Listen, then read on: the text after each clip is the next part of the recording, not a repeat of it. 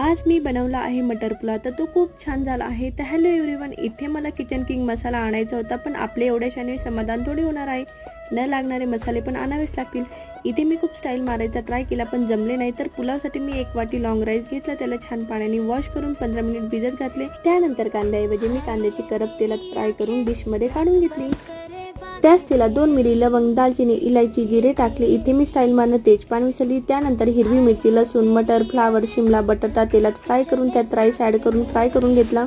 आणि 1 वाटी राईस घेतल्यावर 2 वाटी गरम पाणी घेतले आणि 1 चमच तूप टाकून घेतले। तर इथे माझा हात खूप कॅमेऱ्याच्या मध्ये करत होता। त्यानंतर चवीनुसार मीठ टाकून घेतले। परत एक चूक केली, इथे किचन किंग मसाला सर्वात शेवटी टाकायचा होता, तर तो आधीच टाकला। त्यानंतर फ्राय केलेली कांदा, कोथिंबीर, थोडासा लिंबाचा रस आणि सर्वात शेवटी किचन किंग मसाला ॲड करून कुकरचे झाकण लावून एक बळजबरीने शिट्टी घेतली आणि लगेचच वाफ काढून घेतली। तर असं स्टाईल मारत बनवलेला मटर पुलाव रेडी झाला आहे।